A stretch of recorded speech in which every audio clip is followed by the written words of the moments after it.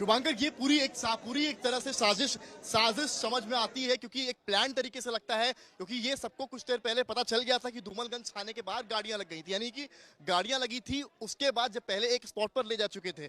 पर गाड़ियां लगने का सेंस यही था, जो हम लोग को भी पुलिस सूत्रों से बताया गया कि अब मेडिकल के लिए जाएंगे। जो कोर्ट ने कहा कि हर 24 घंटे में मेडिकल कराना है, यानी कि बहुत ही अच्छे तरीके से रेकी की गई थी कि गाड़ी कहाँ जाएगी। और ये पॉसिबिलिटी है कि ऐसा नहीं है कि गाड़ी को फॉलो किया गया होगा, बल्कि पॉसिबिलिटी इसकी ज्यादा है कि जिसने भी जो अटैक किया, जिन 3 लोगों ने अटैक किया है, वो पहले से अस्पताल में मौजूद रहे होंगे। हालांकि अंदर घुसने की उस वक्त मनाही किसी को नहीं थी, क्योंकि हम लोग भी यहाँ पर आधे घंटे पहले पहुंच गए थे अस्पताल, क्योंकि हमारे पास इनपुट था कि यहाँ पर अस्पताल में मेडिकल के लिए ला रहे हैं। तो उस वक्त अंदर जाने की किसी को मनाही नहीं थी। अतीक अहमद के जो वकील हैं वो भी यहाँ पर मौजूद थे और उनको भी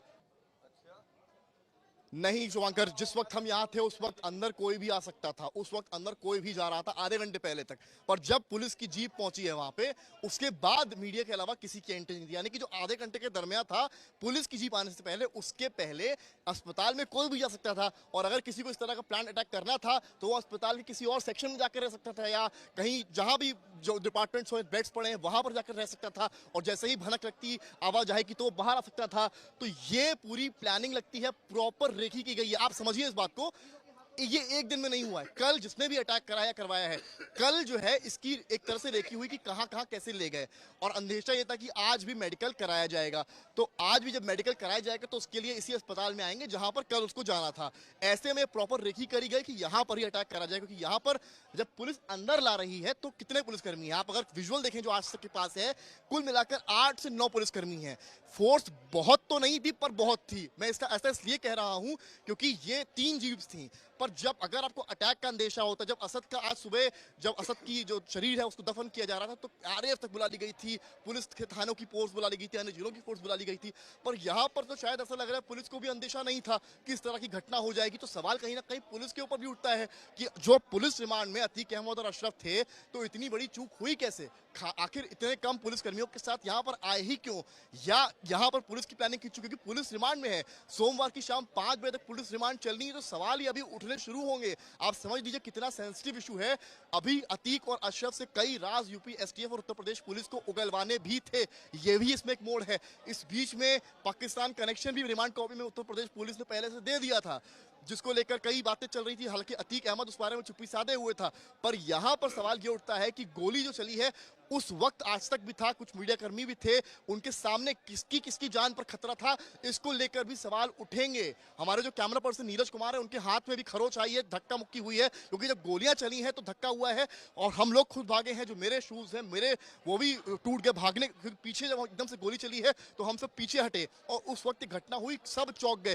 कुछ लोग अन्य डिपार्टमेंट्स में जाकर छुप गए, भाग गए, उनको लगा कि शायद ये गोली की तड़तड़ाहट लगातार चलेगी। और कई सारे हैं शूटर्स जो यहाँ पर मौजूद है, तो कई लोग जान बचाने के लिए वहां तक गए। पर आज तक ग्राउंड पर मौजूद रहा, आपको एक तस्वीर दिखाने के लिए, जहां पर क्योंकि उस वक्त जिन तीनों ने गोली चलाई, पुलिस ने उसी समय, जैसे विजुअल्स में आप देख पा रहे होंगे, उसी समय तीनों को धर दबोचा। और यहाँ जो विजुअल्स में आपको दिखाऊं, कैमरामैन नीरज दिखाएंगे आपको, अब पूरी तरीके से यहाँ पूरी की पुलिस फोर्स आ गई है।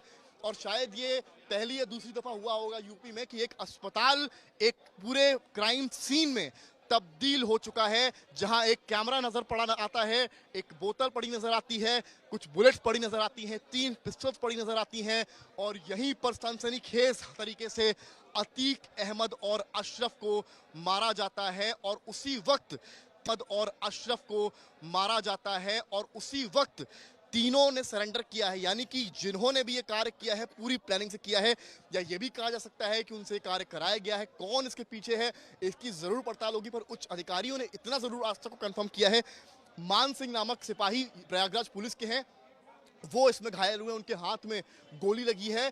फिलहाल अन्य कैसे घटना हुई है, क्या कमी रही पुलिस के एंड से, उस पूरे मामला पर जो यूपी पुलिस के वरिष्ठ अधिकारी हैं अभी तक चुप्पी साधे हुए हैं। और आप तस्वीरों के जरिए एक बार फिर से देखिए, यहाँ पर जो फोर्स है वहां, ये जो डिपार्टमेंट दिखा रहा हूं, आकस्मिक चिकित्सा विभाग, इसी के अंदर बॉडी गई है। कैमरामैन नीरज एक विंडो, ये जो खिड़की है, इसके जरिए आपको कैमरे से अंदर की तस्वीरें दिखाएंगे।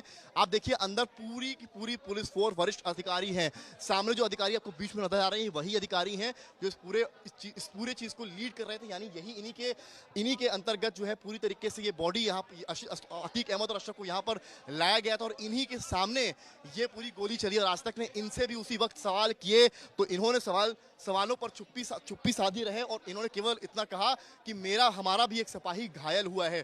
तो इसका मतलब या तो ये है कि इनको इस बात की कोई खबर नहीं थी या रिएक्शन लेट किया है, पर सवाल ये है कि आप इतना समझिए शुभांकर कि कहीं अगर गोलियों की तड़तड़ाहट और बढ़ती और वो इस इंटेंशन से आए होते कि जो भी रोकेगा या जो भी कुछ करेगा हम उस पर भी हमला करेंगे, तो जो पुलिसकर्मी यहाँ थे और जो मीडिया कर्मी यहाँ पर थे उनकी जान को कितना खतरा था। सबसे बड़ा सवाल तो यहाँ पर यही है कि उनकी जान के साथ क्या खिलवाड़ था यहाँ पर।